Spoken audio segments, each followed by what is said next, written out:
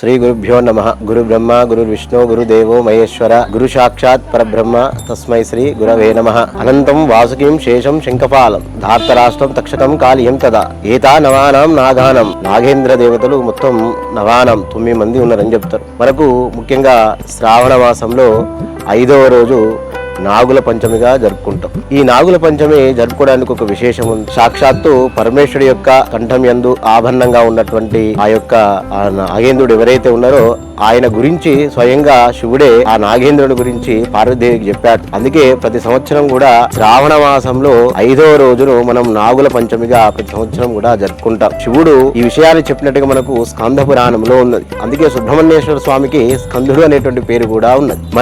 మనం చూసినట్టయితే ఈ స్కంద పురాణం ప్రకారంగా మనకు ఈ సుబ్రహ్మణ్యేశ్వర స్వామి నాగేంద్రుడిగా ఉండి భక్తుల యొక్క కోరికలన్నీ కూడా నెరవేరుస్తున్నాడు.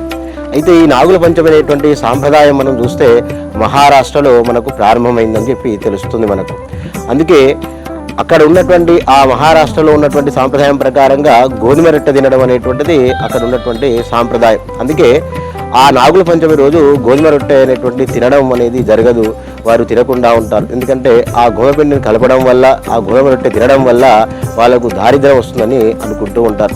అలా అది క్రమేపీ అన్ని ప్రాంతాలలో కూడా వ్యాపించి ప్రతి సంవత్సరం కూడా మనం శ్రావణ మాసంలో వచ్చేటువంటి 5వ రోజు నాగుల పంచమిగా చేసుకుంటాం. ఈ రోజు మనం ఉపవాసం ఉండొచ్చు. ఉడకబెట్టినటువంటి పదార్థాలు ఏవైతే ఉంటే వాటిని మనం తింటే మంచిది. అలాగే ఈ యొక్క పూజ చేసుకునేటువంటి వాళ్ళు వారి యొక్క శక్తి అనుసారం వాళ్ళు మట్టితో కానీ వెండితో కానీ ఇలా ఏదైనా ఒక ప్రతిమను తయారు చేసుకొని దానికి పంచామృతతో అభిషేకం గావించి ఆ స్వామి యొక్క మంత్రాలతో ఆ స్వామివారి యొక్క పూజా విధానాన్ని యథాశక్తిగా వారి తోచినటువంటి విధంగా వారు చేసుకోవచ్చు. అట్లాగే ఈ నాగుల పంచమికి సంబంధించిన విషయంలో మనం గమనిస్తే జైన మతస్థులు కానీ బౌద్ధ మతస్థులు కూడా మనకు వాళ్ళు కూడా పాటించడం కనబడుతుంది. ఎందుకంటే పార్శ్వనాథుడు ఒక సర్పమని ఆయనే ఈ యొక్క సంబంధించినటువంటి విషయాలన్నీ కూడా చూసుకున్నాడని చెప్పి వస్తుంది. అలాగే మన హిందూ ఆచారాల ప్రకారం కూడా గమనిస్తే ఇక్కడ కూడా మనకు ఇవి చాలా స్పష్టంగా కనిపిస్తున్నటువంటి విషయాలు. అట్లాగే ఇక్కడ కూడా మనం గమనిస్తే ప్రతి సంవత్సరం కూడా ఈ యొక్క పండుగను మనం జరుపుకుంటాం. కొంతమంది పుట్టలో పాలు వేయడం జరుగుతుంది. కొంతమంది నాగేంద్రునికి అభిషేకించడం జంటనాగులకు అభిషేకించడం జరుగుతుంది. కొంతమంది సుబ్రహ్మణ్య స్వామి గారికి అభిషేకం చేయడం జరుగుతుంది. కొంతమంది వారి ఇండ్లలోనే వాటి యొక్క ప్రతిమను తయారు చేసుకొని ఆ ప్రతిమకు అభిషేకం గావించి దానికి నైవేద్యాలు పెట్టి వారు ఆ యొక్క నైవేద్యాన్ని స్వీకరించడం అనేటువంటి జరుగుతుంది. అందుకే మనం కూడా చూస్తే ప్రకృతిలో కూడా మనకు కనిపిస్తున్నటువంటి విషయాలు పాములు కూడా కనిపిస్తాయి. పూర్వకాలంలో నాగలోకమే ఉండేదని చెప్పి మనకు తెలుస్తున్నది. అందుకే ఆ నాగజాతికి సంబంధించినటువంటి అమ్మాయినే ఈ సుబ్రహ్మణ్య స్వామి వివాహం చేసుకున్నాడు కాబట్టి దేవతలకు రాజుగా ఉన్నాడు కాబట్టి ఆయనకు సంబంధించిన విషయంలో సర్పముగా ఆయనను కూడా పూజిస్తూ ఉంటారు సుబ్రహ్మణ్యేశ్వర స్వామిని. అలా సర్పంగా పూజించి ఆయన యొక్క అనుగ్రహాన్ని పొందుతారు. ముఖ్యంగా సంతానం లేనటువంటి వాళ్ళు ఈ పూజ చేస్తే సంతానాన్ని పొందుతూ ఉంటారు. అలాగే వివాహం కానటువంటి వాళ్ళు కూడా ఈ పూజ చేస్తే వివాహాన్ని పొందుతూ ఉంటారు. ఇలా వారు ఏ కోరికలతో అయితే పూజిస్తున్నారో ఆయా కోరికలన్నీ కూడా నెరవేరుతాయి. అట్లాగే ఈ యొక్క సుబ్రహ్మణ్యేశ్వర స్వామిని మనం నవగ్రహాల్లో ఉన్నటువంటి కుజునికి ప్రతిరూపంగా భావిస్తారు. ఎవరికైనా కుజదోషం ఉన్నా కాలసర్ప దోషం ఉన్నా వాళ్ళు కూడా ఈ పూజ చేసినట్టయితే ఆ దోష పరిహారం కూడా జరుగుతూ ఉంది. అందుకే ప్రతి సంవత్సరం నాగుల పంచమి రోజు కూడా ఈ వ్రతాన్ని వాళ్ళు నిర్వహించడం అనేటువంటి జరుగుతుంది. ఆ దోష నివృత్తిని కూడా చేసుకోవడం జరుగుతుంది. సుబ్రహ్మణ్యేశ్వర స్వామి యొక్క అనుగ్రహం చేత వారి యొక్క కుజదోషానికి సంబంధించినటువంటి కాలసర్పానికి సంబంధించినటువంటి దోషాలన్నీ కూడా తొలగిపోయేటువంటి అవకాశాలు అనేటువంటి మనకు కనబడుతున్నాయి. ఇట్లా మనకు అనేక విషయాలు కూడా మనం చూస్తే మనకు కొన్ని కథలు కూడా ప్రచారంలో ఉన్నాయి. ఆ కథలన్నింటినీ కూడా మనం ఒకసారి చూస్తే మనకు ఆ కథలలో కూడా సర్పాలకు పూజలు చేసినట్టుగా ఆ సర్పాలే కాపాడినట్టుగా మనకు అనేక కథలు కూడా ప్రచారంలో మనకు ఉన్నాయి. అవన్నీ కూడా మనం చూసినట్టయితే ఆ సర్పజాతికి సంబంధించినటువంటి విషయం లోపల మనం కూడా నిరంతరం పూజిస్తున్నాం. ఎందుకంటే మనతో పాటుగా అవి కూడా బతుకుతున్నాయి. ఇప్పుడు సర్పలోకం ఉందో లేదో తెలియదు కానీ సర్పాలు మనతో పాటుగా మమేకమై జరుగుతున్నాయి. వాటిని కాపాడుకోవడం అనేటువంటిది కూడా జరిగితే మంచిది. వాటితో పాటుగా ఈ సర్పాలకు సంబంధించినటువంటి వాటికి మనం ఏవైతే పూజలు చేస్తున్నామో ఆ పూజలు చేయడం అనేటువంటిది అవుతుందో మన యొక్క కోరికలు కూడా నెరవేరడానికి కూడా అవకాశం అనేటువంటిది ఉంటుంది.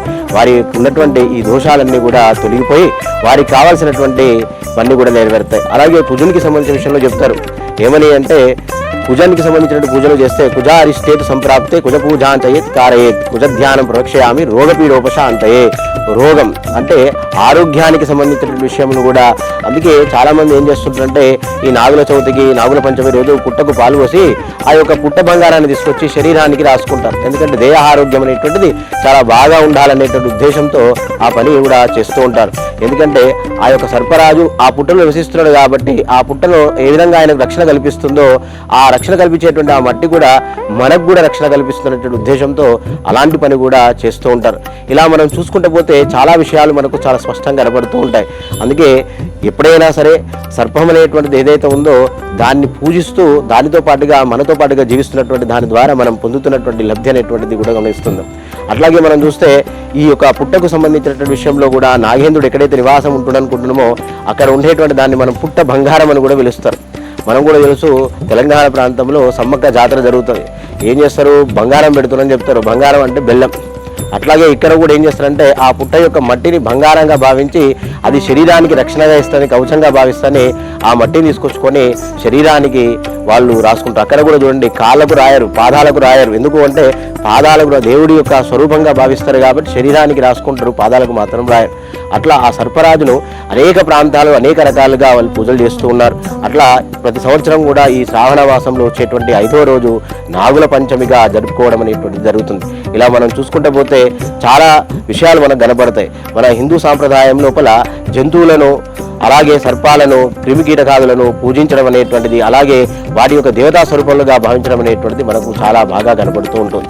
ఎందుకంటే మనం చూస్తూ ఉంటాం సాక్షాత్తు ఆ శ్రీమన్నారాయణుడే అక్కడ ఉన్నటువంటి దశావతారాలు ఏవైతే ఆయన తీసుకున్నాడో ఆ దశావతారంలో మనకు కూర్మ అవతారం కనిపిస్తుంది, వరాహ అవతారం కనిపిస్తుంది, అలాగే అక్కడ నరసింహ అవతారం కనిపిస్తుంది. ఇవన్నీ కూడా జంతువులకు సంబంధించినటువంటి అవతారాలుగానే ఉన్నాయి. వాటన్నిటిని కూడా మనం ఏం చేస్తున్నాం, పూజిస్తున్నాం.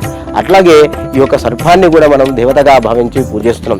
అందుకే సర్పాలకు సంబంధించిన విషయంలో చూస్తే సాక్షాత్తు ఆ శ్రీమన్నారాయణుడు కూడా ఆదిశేషుగా భావించి దానిపైనే శయనిస్తూ ఉంటాడు. అలా ఆదిశేషుగా మనకు కనిపిస్తూ ఉంటాడు. అలాగే మనం చూస్తూ ఉంటే ఆ పాములకు సంబంధించిన విషయం లోపల నవనాగులు అనేటువంటి పేర్లతో ఉన్నటువంటి 9 పేర్లు కలిగినటువంటి ఆ పాములను కూడా మనం పూజిస్తాం. అలాగే మానసాదేవి అనేటువంటిది కూడా ఆ సర్ప జాతికి సంబంధించినటువంటి ఆమె.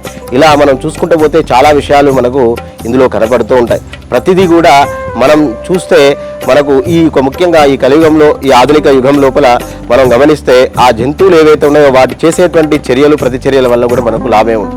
ఉదాహరణకు మనకు చెట్లు ఉన్నాయి, చెట్లను కూడా పూజిస్తూ ఉంటారు. ఉదాహరణ కార్తీక మాసంలో ఉసిరి చెట్టు కింద దీపం పెట్టడం, ఉసిరి చెట్టు కింద భోజనం చేయడం ఇలా చేస్తూ ఉంటాం. అలాగే దసరా వచ్చినప్పుడు శమి వృక్షానికి మనం పూజ చేయడం అనేటువంటి చేస్తుంటాం. ఇట్లా మనం జంతువులను అదేవిధంగా చెట్లను ప్రకృతిని కూడా పూజించడం అనేటువంటిది మనకు చాలా అరుదుగా కనిపిస్తుంటుంది. ముఖ్యంగా ఈ యొక్క హిందూ సాంప్రదాయంలో ప్రకృతి ఆరాధన అనేటువంటి కనపడుతుంది. మనకు కనిపించేటువంటి నిత్యం మనకు వెలుగునిచ్చేటువంటి ఆ సూర్య భగవాను కూడా మనం పూజిస్తాం. అలాగే మనకు కనిపిస్తున్న రాత్రిపూట కనిపిస్తున్న చంద్రుడిని కూడా పూజిస్తాం. ఇలా మనం చూసుకుంటూ పోతే ఆ నవగ్రహాలలో ఉన్నటువంటి ఈ రెండింటిని కూడా మనం ఏం చేస్తున్నాం, ప్రత్యక్షంగా చూస్తే వాటిని పూజిస్తూ ఉన్నాం. అందుకే చాలా మంది సూర్య నమస్కారాలు చేస్తుంటారు. ఈ యోగా చేసే వాళ్ళందరికీ కూడా తెలిసినటువంటి ముఖ్యమైన విషయం ఏంటంటే పొద్దున లేవగానే సూర్య నమస్కారాలు చేయడం అనేటువంటిది. అంటే సూర్యుడిని కూడా మనం ఆరాధిస్తాం. అట్లాగే ఈ ప్రకృతిలో ఉండేటువంటి పామును కూడా మనం ఆరాధిస్తూ ఉన్నాం. ఆ పాము ద్వారా మనం కూడా ఏం చేస్తున్నాం, మనకు కావాల్సినటువంటి ఒక కోరికతో నెరవేరుస్తున్నా లేకుంటే ప్రకృతితో దాన్ని కాపాడాలనేటువంటి భావనతో చేస్తున్నా ఇది కూడా మనకు మంచి ఉపయోగకరమైనటువంటి విషయం. స్వచ్ఛంగా సహజంగా పోషకాలు నిండిన SRK డైరీ పాలు మరియు పాల పదార్థాలని ఎంచుకుందాం.